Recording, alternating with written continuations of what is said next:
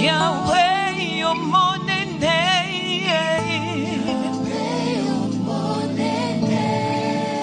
Yahweh, your morning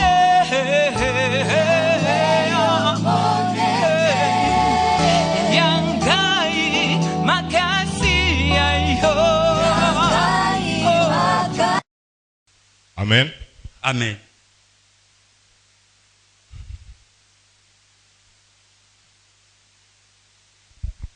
Est-ce qu'il y a la joie? Et Sengwezali? S'il y a la joie, acclamons pour le Seigneur des Seigneurs, les rois des rois. Que le nom du Seigneur soit béni. J'ai béni le Seigneur qui permet que je me tienne devant vous ce matin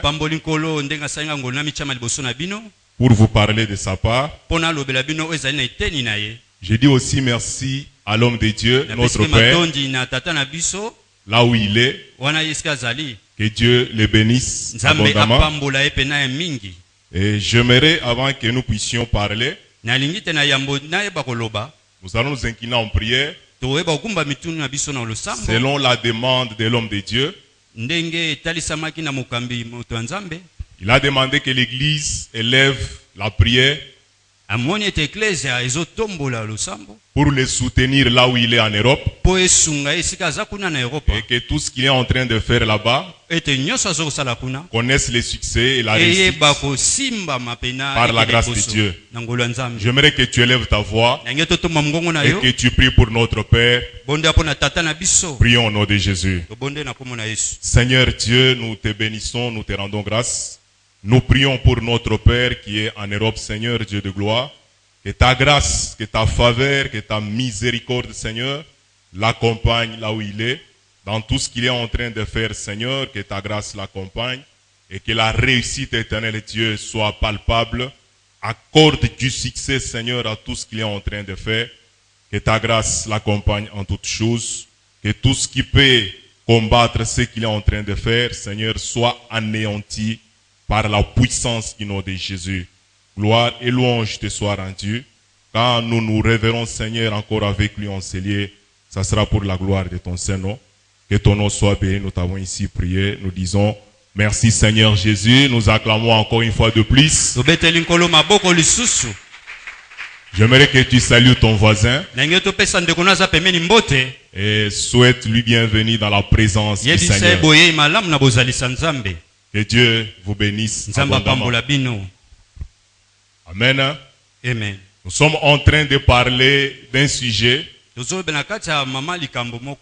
qui est intitulé Plus que vainqueur. Plus que vainqueur. Et le dimanche passé, le docteur Dio nous a expliqué ce que c'est que plus que vainqueur. Et nous bénissons le Seigneur pour cela. J'aimerais qu'on lise d'abord 3 versets dans la Bible sur lesquels nous allons baser notre pensée de ce jour.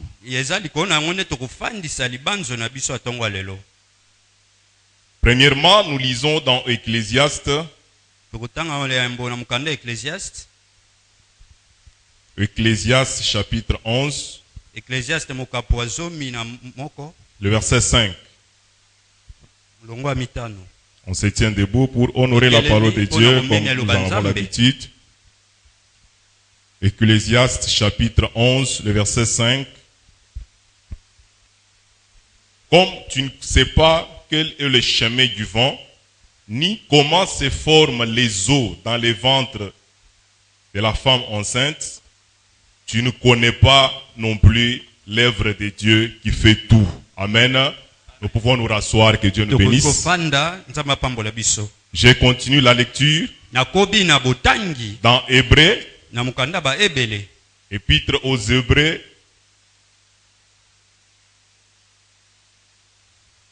épître aux Hébreux chapitre 4, le verset 2.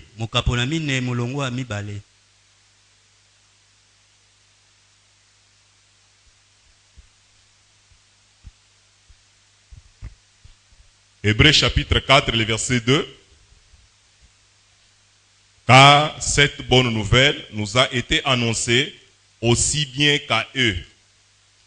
Mais la parole qu'il leur fit annoncer ne leur servit de rien, parce qu'elle ne trouva pas de la foi chez ceux qui l'entendirent. Amen. Amen. La parole n'a pas eu d'effet parce qu'elle n'a pas trouvé la foi chez ceux qui l'ont entendu. Dernier verset que nous allons lire, nous sommes dans l'épître, dans l'évangile de Jean. Jean chapitre 19.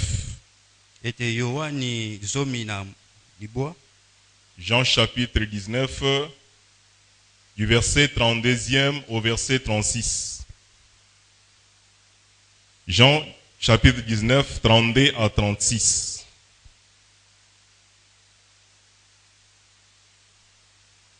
Les soldats vinrent donc, et ils rompirent les jambes au premier, puis à l'autre, qui avait été crucifié avec lui. S'étant approchés de Jésus, et les voyant déjà mort, ils ne lui rompirent pas les jambes. Mais un des soldats lui perça la côte avec une lance, et aussitôt, il sortit du sang et de l'eau. Celui qui l'a vu en a rendu témoignage, et son témoignage est vrai. Et il sait qu'il dit vrai, afin que vous croyiez aussi. Ces choses sont arrivées, afin que l'écriture fût accomplie. Aucun de ces os ne sera brisé. Amen. Amen. Que Dieu soit béni. Vous pouvez ajouter à cela Hébreux chapitre 10, le verset 38. Alléluia. Amen. Que Dieu nous bénisse abondamment. Les sous-thèmes que je vais prendre ce matin, vous pour ceux qui notent, vous pouvez noter sous-thème Ecclésiaste chapitre 11, le verset 5, le verset que nous venons de lire. C'est un sujet assez long. Comme tu ne connais pas comment se forment les os dans le ventre d'une femme enceinte, ainsi tu ne connais pas l'œuvre de Dieu qui fait toutes choses. Comme tu ne connais pas comment se forment les os dans le ventre d'une femme enceinte, ainsi tu ne connais pas l'œuvre de Dieu qui fait tout. Ou pour ne pas écrire tout ça, vous notez seulement Ecclésiaste chapitre 11, le verset 5. C'est le sous-thème que nous allons exploiter ce matin. Alors qu'est-ce que ça veut dire? Quand une femme tombe enceinte, vous allez nous excuser, nous allons parler un peu de la biologie. Nous parlerons un peu de la biologie et de l'anatomie. Quand une femme tombe enceinte, elle n'a pas besoin de connaître comment les choses vont se passer dans son ventre. Elle n'a pas besoin d'être au courant de comment les choses se développent là-bas. Ce n'est pas ça la condition pour qu'elle ait l'enfant. Qu'elle sache ou qu'elle ne le sache pas, ce qui est du moins sûr est qu'au bout de 9 mois, la femme aura son bébé. Et cette femme n'a pas besoin de se poser des questions. Comment ça va se passer? Comment les membres vont se former? Elle n'a même pas besoin d'aller à l'école pour apprendre ça. Qu'elle le sache ou pas, les choses vont se développer en elle. Et au bout du temps, elle aura son enfant. La Bible dit ceci. Comme la femme enceinte n'a pas besoin de se poser toutes ces questions. Toi aussi, yope tu n'as pas besoin. na posate Quand Dieu te dit quelque chose, ta nzamba yebiso eloko moko tu n'as pas besoin de te poser des questions. Comment ça va se faire? ça sera Tu n'as pas besoin de ça. Tout ce dont tu as besoin, c'est de croire seulement à ce que Dieu t'a dit. Amen. Tu n'as pas besoin de savoir quel Seigneur va prendre pour faire ce de ça. C'est que le Seigneur s'accomplira, même si tu ne connais pas les chemins que le Seigneur va emprunter pour l'accomplir. Quand Dieu dit à Gédéon que tu vas battre Madian, humainement parlant, c'est possible. Un peuple qui venait de l'esclave, un peuple qui sur le plan de la n'a pas des armes, capable d'affronter un grand peuple comme Madian et ses alliés. Mais quand Dieu dit que toi Gédéon, petit que tu es, sans expérience, tu vas battre Madian. Gédéon n'a pas besoin de se poser des questions pour savoir comment ça va se faire. Ce n'est pas ça ton problème. Ton problème, crois seulement que comme Dieu m'a dit que je vais battre Madian, même si humainement ça ne se fait pas, parce que Dieu l'a dit. C'est ce que ça veut dire ici. Tu n'as pas besoin de te poser des questions. Ce n'est pas ça la condition. Toi, crois seulement. Alors enceinte n'a pas besoin de se poser toutes ces questions. Mais en amont, avant, qu'il faut pour qu'une femme tombe enceinte. J'ai dit, vous allez dire, c'est important qu'on parle de ça pour bien comprendre le message. Vous allez nous excuser qu'on parle un peu de la biologie. C'est pour nous aider à comprendre le message. Pour qu'une femme tombe enceinte, la semence seule ne suffit pas. Alléluia. Amen. La semence seule ne suffit pas. La femme de son côté, pour tomber enceinte, elle doit aussi libérer quelque chose. Et ce que la femme doit libérer, elle va libérer l'ovule. Maintenant, c'est la rencontre de la semence et de l'ovule qui va créer la fécondation. Et ce n'est qu'en ce moment-là que la semence prendra corps en termes du bébé. Mais la semence seule ne suffit pas. La Bible déclare ceci.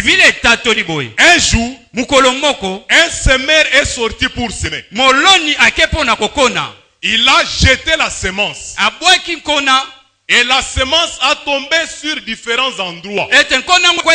C'était toujours la même semence. Et c'est une bonne semence. Mais cette semence n'a pas produit de la même manière. Ça dépendait de l'endroit où il est tombé. Voilà pourquoi la Bible dit que la semence qui est tombée dans un endroit où il y avait des cailloux n'a pas produit. La semence qui est tombée dans un endroit où il y avait des ronces et des épines n'a pas produit. Mais la semence qui est tombée dans une bonne terre, cette semence a produit. Et pourtant c'était la même semence. Donc ici ce n'est pas question de la qualité de la semence. La semence est bonne. Mais le problème, c'est l'endroit où la semence tombe. Voilà pourquoi nous disions tout à l'heure que la semence seule ne suffit pas. Parce que nous parlons des os qui se forment dans le ventre d'une femme enceinte. Mais pour qu'on en arrive là, la femme doit d'abord commencer par tomber enceinte. Qu'est-ce que nous voulons dire ici? Ici, la femme est l'image de l'église qui est l'épouse de Christ. L'époux, c'est Jésus lui-même. Jésus donne la parole qui est symbolisée par la sémence. Quand cette parole vient en toi, elle doit trouver quelque chose avec laquelle elle doit féconder pour créer le miracle. Si cette parole qui vient sous forme de la sémence ne rencontre pas en toi l'ovule, la foi, cette parole ne produira pas. Voilà pourquoi la Bible déclare dans l'épître aux Hébreux, la Bible dit ceci, qu'il y a des gens qui ont quitté l'Égypte, mais ils ne sont pas entrés dans la terre promise. Pourquoi? Parce que la parole qui leur a été annoncée, cette parole n'a pas trouvé la foi chez ceux qui l'ont entendue. Oh! La parole vient de Dieu. Il est écrit que quand Dieu parle, cette parole ne peut pas retourner vers Dieu sans effet. Mais comment cette parole qui est annoncée à ces gens n'a pas eu d'effet? La Bible donne la raison. C'est parce que la parole n'a pas trouvé la foi chez ceux qui l'ont entendu. Ils ont entendu la parole. La parole est venue en forme de sémence, mais elle n'a pas trouvé l'ovule pour féconder. Voilà pourquoi la parole est morte et elle est restée sans effet. Pour que la parole que Dieu t'annonce produise du fruit, tu dois libérer l'ovule de la foi. Quand maintenant cette parole viendra et rencontrera l'ovule de la foi, tu tombes enceinte. Et tout ce que nous sommes en train de dire, quand nous prêchons la parole telle que nous la prêchons là, tu mets foi en cette parole. Sache déjà, il y a quelque chose qui commence dans ta vie. Parce que quand une femme tombe enceinte, des fois elle ne se rend pas compte qu'elle est tombée enceinte. Mais déjà, il y a déjà quelque chose qui a commencé. Quand tu reçois la parole et que tu mets foi dans cette parole, sache que tu es déjà enceinte. Et je déclare ce matin que toute personne ici qui est tombée enceinte, tout ce que tu attends de la part de Dieu, sache que tu es enceinte de ces choses-là. Mais je le déclare ici, tout ce dont tu es tombé enceinte, tu n'avorteras pas. Tu n'avorteras pas. Tu n'avorteras pas. Qu'est-ce que la Bible dit? La Bible dit ceci: mon juste vivra par sa foi. Mais s'il se retire, mon âme ne prend pas plaisir en lui. Amen. Alléluia. Amen. Quand tu tombes enceinte, maintenant le tout n'est pas aussi de tomber enceinte. Une femme peut tomber enceinte et par les concours de circonstances, ça crée l'avortement. Parce que quand une femme tombe enceinte, il y a une façon de se comporter qu'elle doit adopter. Il y a une façon de faire les choses qu'elle doit adopter. Une femme enceinte ne doit pas se comporter comme une femme qui n'est pas enceinte. Si elle veut conserver la vie qui est en elle, il y a des choses qu'elle doit faire. Il y a une façon de se comporter. Sur le plan spirituel, c'est aussi la même réalité. Quand Dieu annonce sa parole et que tu mets foi dans cette parole, il y a déjà fécondation de quelque chose. Maintenant, tu dois conserver ça. Et la seule manière de conserver ça, c'est de persévérer dans la foi. Quand la Bible déclare, le semeur qui est sorti, il a jeté la semence. La semence est tombée dans un endroit où il y avait des ronces et des épines.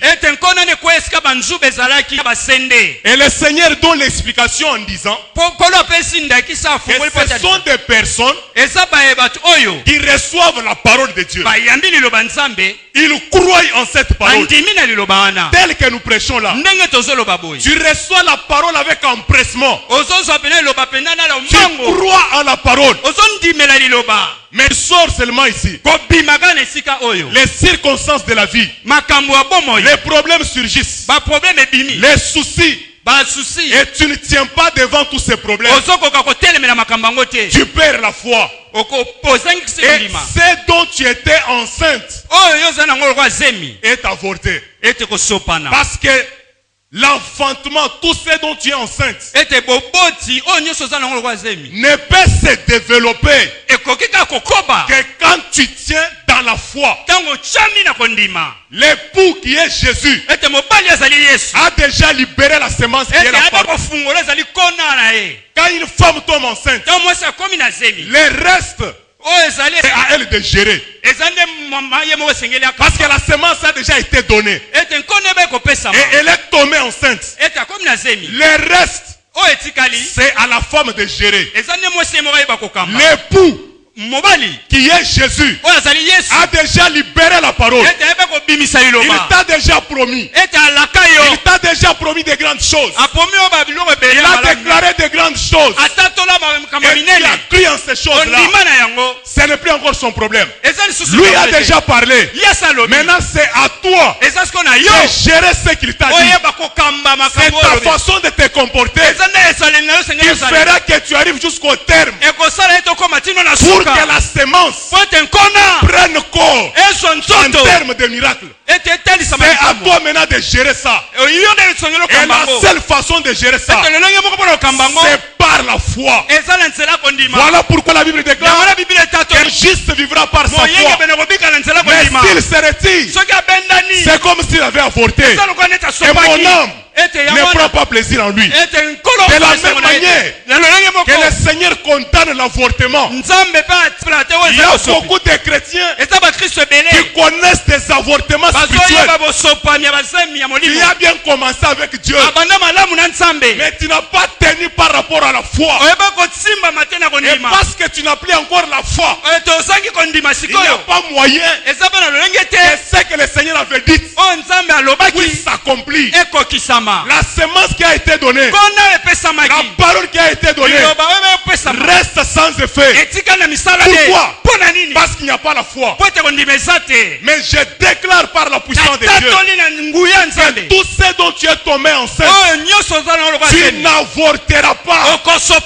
La Bible déclare notre Dieu n'est pas le Dieu des œuvres inachevées. C'est lui qui a commencé cette bonne œuvre en toi, la rendra parfaite. Et tu arriveras au terme de ta grossesse et tu enfanteras le miracle que tu as. Au nom de Jésus.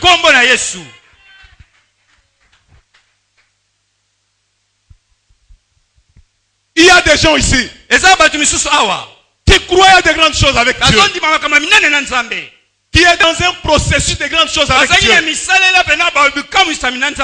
Mais parce que vous avez manqué la foi,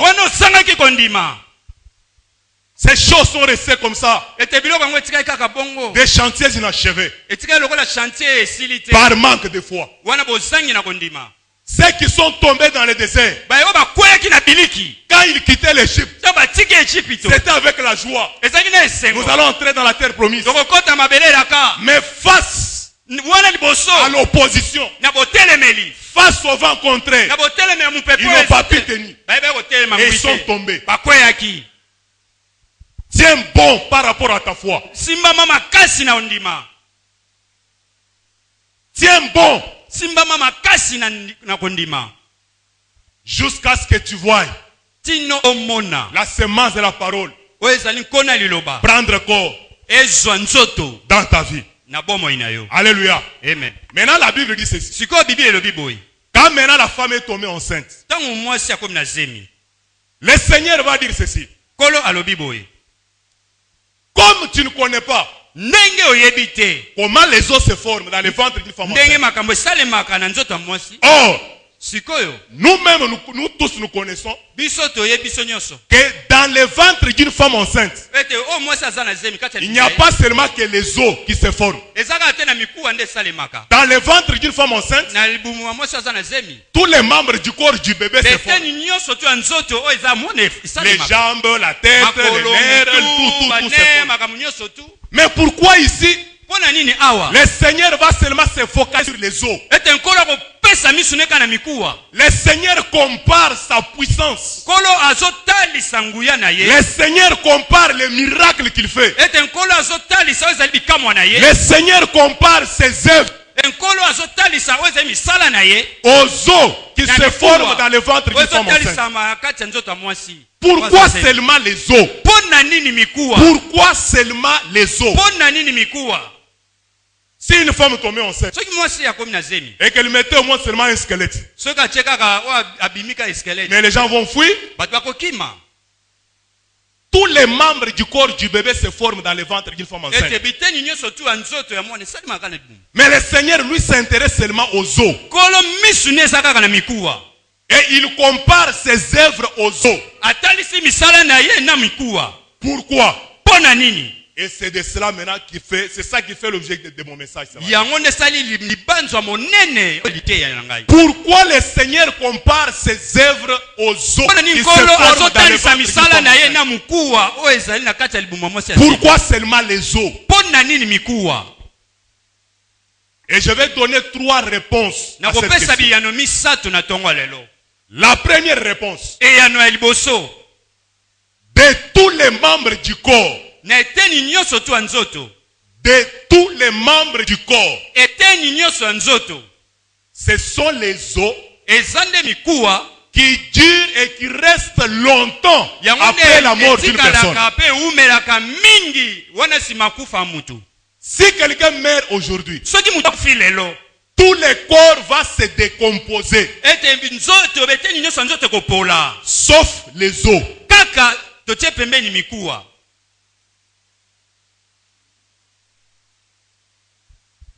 Jusque là, ça va. Tino siko malamu tozo sosola. Si vous allez au cimetière aujourd'hui Soko kei na cimetière lelo. et que vous ouvrez la tombe de votre grand-père ou grand-mère que Soko vous avez fungula enterré takunda il y a des ya années, koko des na années, mobali to ya mwasi uta mambula ile kakala. vous allez trouver que tous les corps se décomposent. Okomona ete nzoto nyonso esili kopola. Tout ce qui reste, Oyo etikali. c'est seulement les os. Eza kaka mikuwa. Voilà pourquoi Joseph, Yango na Yosefu. connaissant cette réalité, Koyeba solo wana. il dit à ses frères, Ayebisi bandeko na ye. quand ils sont arrivés en Égypte, Tamba komi na Egypto. il dit à ses frères, Ayebisi bandeko na ye. et ici Joseph parle d'une manière prophétique. Wana Yosefu azoba ndenge lisakoli. Au moment où Joseph parle, Wana Yosefu azoloba. ils étaient bien en Égypte. Basaki malamu na Egypto. Là, Wana la persécution n'avait pas encore commencé. kotuka mebandaki na note. Parce que les Joseph et les autres étaient bien. Les Ete Jacob Yosefu étaient na bandeko bien. na basaki malamu Yakobo. Mais ici, Joseph parle comme un prophète. Ete wana Yakobo nani Yosefu aloba lokwa mosako. Il dit ici, Alobi boye. je sais Na yebi. que le Seigneur vous visitera. Ete nkolo akoya kotala bino. Quand le Seigneur vous visitera, Tangu nkolo akoya kotala bino. vous allez emporter mes os loin Kokomema d'ici. mikuwa na ngai na isika oyo. C'est à qui il disait ça? Bae oyo aza koyebisa bango. C'était la même génération avec qui il va mourir. Ezalaki nde bato ekeke moko esengeli bakufa na ye. Mais il se plonge déjà des années dans le futur. Azopusa na nde na mbula nde na balobi. Il voit prophétiquement comment toute sa génération est morte et qu'il y a une nouvelle génération qu'on va persécuter. Mais prophétiquement, il voit déjà la visitation de Dieu. Il se voit déjà mort et enterré en Égypte. Mais il dit à ses frères, les jours où le Seigneur vous visitera, vous emporterez mes os. Il connaissait déjà que quand quelqu'un meurt, tout le corps va se décomposer.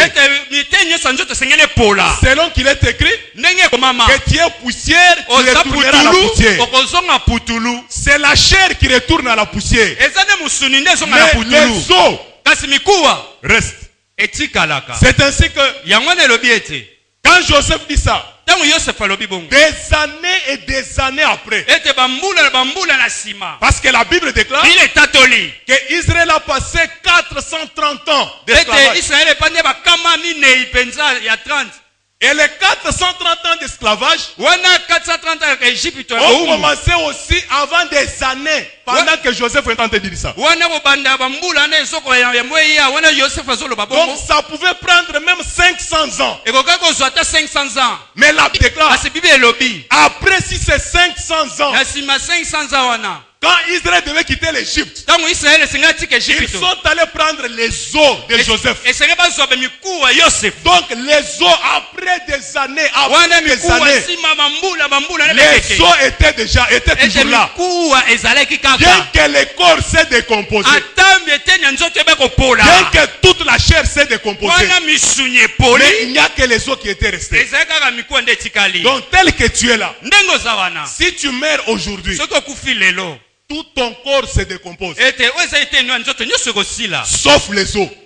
Et ce sont tes os qui attesteront de ton passage sur cette terre. On pouvait t'oublier. Mais si seulement on voit les os, même après des années, les gens parleront encore de toi à cause des os. Parce que les os restent pendant longtemps. Et les os font parler de quelqu'un autant d'années après sa mort. Voilà pourquoi le Seigneur compare ses œuvres. Le Seigneur compare ses exploits aux os. Ça veut dire quoi? Ce que Dieu va faire avec toi, les exploits que Dieu va faire avec toi, selon qu'on parle de toi, même des années après ta mort, à cause de ce que Dieu aura fait avec toi, le monde parlera de toi. Les hommes parleront de toi à cause de ce que Dieu va faire avec toi. Parce que les exploits de Dieu dans la vie d'une personne restent pendant longtemps. Et on va parler de toi à cause de ces exploits. Parce que ce que Dieu fait ne peut pas passer inaperçu. Voilà pourquoi quelqu'un comme Moïse, les gens comme les Moïse, les gens comme les Josué, les gens comme les David, ils ont remporté de grandes victoires. Ils ont fait de grandes choses avec le Seigneur. Aujourd'hui, nous parlons de bien qu'ils sont déjà morts, autant d'années après leur mort, aujourd'hui nous parlons de Moïse, nous parlons de David, nous parlons de Josué, à cause de ce que Dieu a fait avec ces gens-là. Et ce que Dieu va faire avec toi ne va pas seulement se limiter à ton existence. Ce sont des choses qui vont se répercuter même après des générations, des générations. Après toi,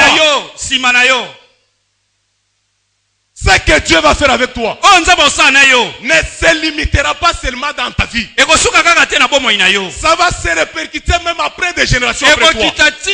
Et on parlera de toi à cause des œuvres de Dieu. Voilà pourquoi moi j'ai toujours dit que les enfants dont nous serons ancêtres, Ils seront heureux de nous avoir comme ancêtres. Parce que nous qui sommes leurs futurs ancêtres, nous invoquons le vrai Dieu. Et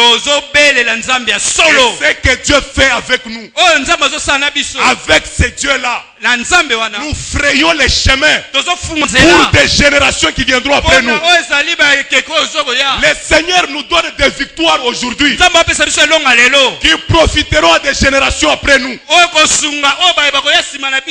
Dans une famille où règne la sorcellerie, dans une famille où règne la pauvreté, mais le Seigneur se sert de toi pour vaincre cette pauvreté, pour vaincre cette sorcellerie, de telle sorte que ceux qui viendront après toi ne connaissent pas les mêmes bêtises du diable que toi tu as connues. Et ces enfants seront dans la joie et iront. Nous sommes ce que nous sommes aujourd'hui parce que notre ancêtre tel a combattu avec Dieu et il a vaincu. Voilà pourquoi aujourd'hui nous sommes heureux tels que nous sommes là. Le Seigneur compare ses œuvres aux eaux. Même si je meurs aujourd'hui, les gens parleront de moi à cause de ce que Dieu fait avec moi. Un certain Élisée, il a vécu sur la terre. Il a fait des miracles. Mais il fallait qu'il fasse encore un autre miracle. Mais il était déjà mort. Les seuls indices qui pouvaient parler de lui, c'était les eaux. Le Seigneur s'est servi de ces eaux pour faire encore des miracles. Alléluia. Amen. Le Seigneur s'est servi encore de lui pour faire encore des miracles. Voilà pourquoi tu dois être animé de cette pensée. Quand le Seigneur te dit que tu es plus que vainqueur, crois en cela. Ne fais pas de calcul. Comment, ce n'est pas ton problème. Toi crois seulement. Ce n'est qu'en croyant que cette parole prendra corps. Et par cette foi, parce que l'élément déterminant dans un combat spirituel, c'est la foi.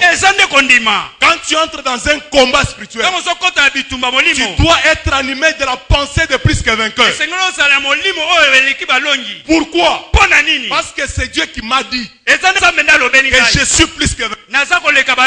Et quand je combats la sorcellerie, quand je combats la pauvreté, quand je combats mes ennemis, j'entre avec cette pensée de plus que vainqueur. Vous savez pourquoi les matchs que nous avons suivis dernièrement, les matchs historiques, peut-être pour ceux qui ne suivent pas le football, vous allez nous excuser, entre le PSG et le Barça, au match aller, Paris Saint-Germain menait 4-0. Mais au match retour, Barça fait des exploits que je ne comprends pas. Pourquoi c'est arrivé comme ça? Quand on fait des analyses, avant le match retour, les Barcelonais ont beaucoup chanté. La presse en a beaucoup parlé. Que Barça va remonter. Il va gagner. Barça va se qualifier. Malgré les retards de 4 buts. Barça va se qualifier. Maintenant, toutes ces paroles-là, tellement que ça a été trop dit dans la presse. Quand le match a commencé, les Parisiens jouent avec la peur. Ils jouent avec la peur parce que dans leur tête, ils voyaient déjà que non, on a parlé, ils vont remonter, on a parlé, ils vont gagner. Ils jouent avec la paix. Et là, c'est bon la question. Est-ce que c'est le même Paris Saint-Germain qui avait mené 4 buts à 0? C'est cette paire-là qui a fait qu'il soit éliminé. Et c'est la même stratégie que le diable applique dans les combats spirituels. Le diable sait que tu as l'avantage sur lui à cause du sang de Jésus. Il sait qu'il a été déjà vaincu. Maintenant, il vient t'intimider. Il vient t'intimider avec des histoires, avec des choses. Il te fait croire que tu ne peux rien. Maintenant, toi aussi, tu tombes dans son piège. Quand tu livres un combat, tu combats avec découragement. Et il en profite. Tu es vaincu. Malgré l'avantage que tu avais. Mais ce soir, même si tu avais peur, je brise cette peur au nom de Jésus. Je détruis cette peur au nom de Jésus. Tu as affronté tes ennemis avec détermination, avec foi en Dieu. Et tu vaincras, tu remporteras des grandes victoires qui feront qu'on parle de toi même après ta mort. Voilà pourquoi la première réponse à cette question: pourquoi le Seigneur compare ses œuvres aux eaux? C'est le seul organe du corps qui reste pendant longtemps. C'est le seul organe du corps qui fera qu'on parle de toi, même après ta mort.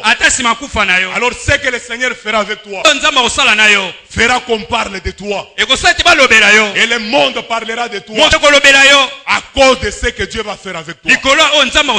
Ça, c'est la première réponse. La deuxième réponse à cette question: pourquoi le Seigneur compare ses œuvres aux eaux? Deuxièmement, les eaux dans un corps, c'est le seul organe qui est plus dur et qui est plus puissant. Ce sont les os dans un corps qui supportent tous les autres organes du corps. Les os forment la charpente du corps. Si je suis debout tel que je suis là, c'est à cause des os qui sont dans mon corps. Si les os dans mon corps, je ne peux pas me tenir debout tel que je suis là. Le corps sera faible et va tomber. Si je peux tenir debout comme ça, c'est à cause des os qui sont dans mon corps. Même toi tel que tu es assis comme ça, ce qui fait que ton corps soit assis tel qu'il est là, c'est à cause des os. Donc les os forment la structure la plus dure dans un corps. C'est ce qui est de plus puissant dans le corps. C'est celle qui a de plus fort dans le corps. Voilà pourquoi en Israël, quand on devait combattre quelqu'un, ou vous avez vaincu votre ennemi,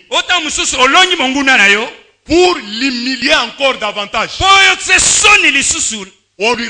on lui rompait les os. Là, c'était pour l'anéantir totalement.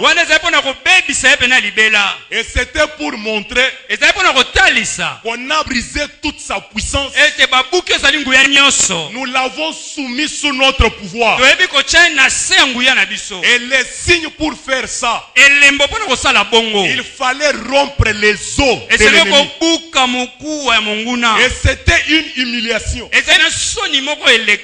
Si l'église de Jésus tient debout jusqu'aujourd'hui, c'est c'est à cause de la puissance de Dieu que Dieu manifeste au sein de l'église. Si l'église de Jésus tient debout jusqu'aujourd'hui, c'est à cause des œuvres de Dieu au sein de l'église. Sans la puissance de Dieu, sans les œuvres de Dieu, l'église ne pouvait pas tenir jusqu'aujourd'hui. Parce qu'après que Jésus soit monté au ciel, quand il a laissé les disciples, ils ont commencé l'église. L'église a fait face à des oppositions terribles. L'église a fait face à des persécutions terribles. Mais ni t'était la puissance de Dieu au sein de l'église, ni t'était les œuvres de Dieu au sein de l'église, l'église serait déjà anéantie.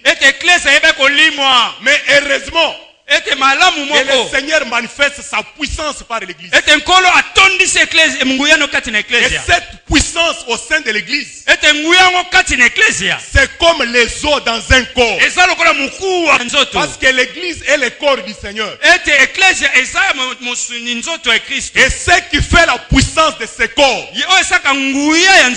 ce sont les os. C'est la puissance de Dieu au sein de cette église. Sur la croix, Jésus a été crucifié. Jésus est venu donner sa vie. Jésus est venu donner son corps. Il était venu donner sa vie. Mais il n'était pas venu donner sa puissance. Voilà pourquoi sur la croix, il y avait déjà une prophétie qui a été déjà donnée. Qu'aucun de ses os ne sera brisé. En d'autres termes, le diable pouvait toucher à son corps, mais pas à sa puissance. Parce que Jésus n'est pas venu donner sa puissance. Maintenant sur la croix, quand on est arrivé, on n'a pas pu rompre ses os. Parce que rompre les os de Jésus, c'était comme rompre sa puissance. Mais il n'était pas venu donner sa puissance, il était venu donner son corps. Et ce corps qu'il était venu donner, c'était un corps sur lequel il avait porté nos maladies. Et là, Jésus a joué une carte que même le diable ne comprenait pas. Christ est venu sur la croix.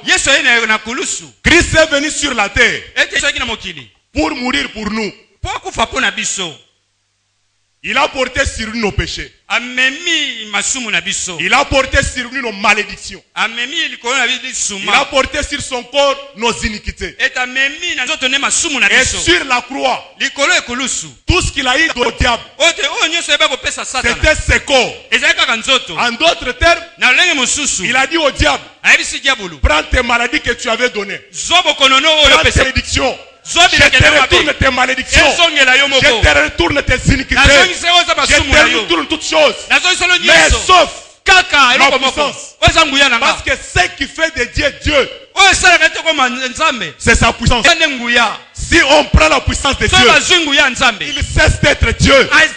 Voilà pourquoi sur la croix, il n'a pas donné sa puissance, mais il a donné son corps pour notre rédemption.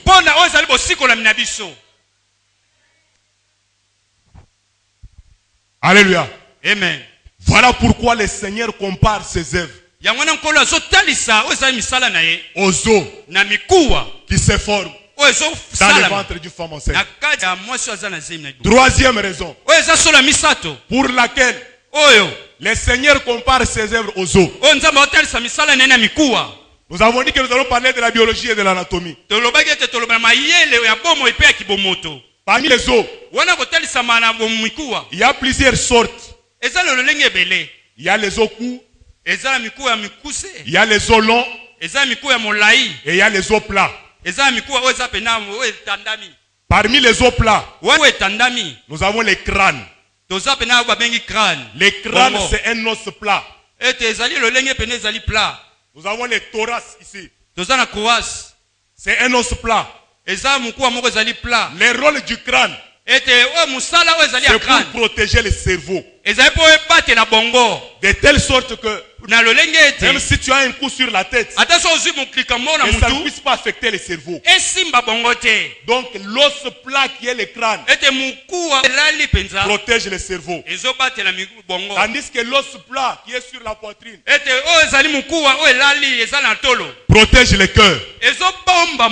Nous vivons dans un monde où le Seigneur sait que mon peuple risque d'être attiré par les puissances étrangères. Maintenant, il manifeste sa puissance pour protéger nos cœurs, afin que nous ne soyons pas attirés vers les puissances maléfiques.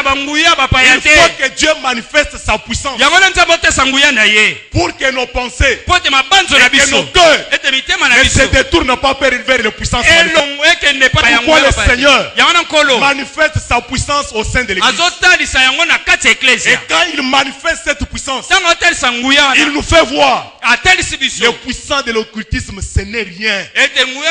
La sorcellerie n'est rien. La puissance que moi je vous donne est au-dessus de l'occultisme et au-dessus de la sorcellerie. Voilà pourquoi même la Bible déclare que la sorcellerie ne peut rien contre mon peuple.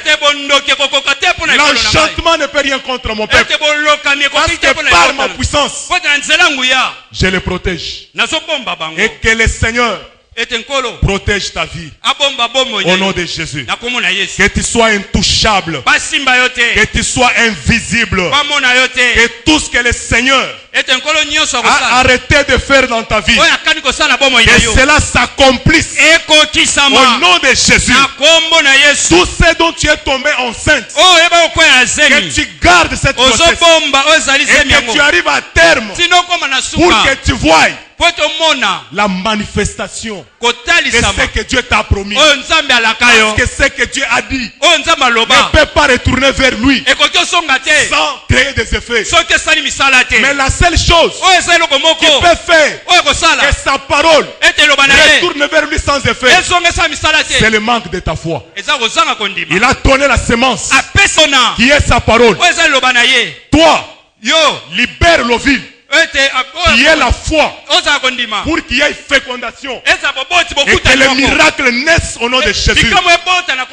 Que tout ce que tu as toujours entendu, que cela prenne corps, que tu touches cela, que tu palpes cela et que cela soit effectif dans ta vie au nom de Jésus. Amen. Amen. Amen. Amen. Amen.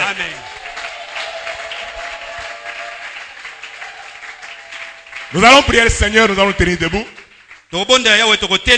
J'aimerais qu'on se tienne debout. Je veux que tu sois concentré dans la présence de Dieu. Qu'est-ce que tu attends de la part de Dieu cette année 2017? Tu attends quoi de la part de Dieu? Et qu'est-ce qui te décourage? Qu'est-ce qui t'empêche de persévérer dans cette foi? Qu'est-ce qui t'empêche de conserver cette grossesse? Qu'est-ce qui risque de te pousser à avorter?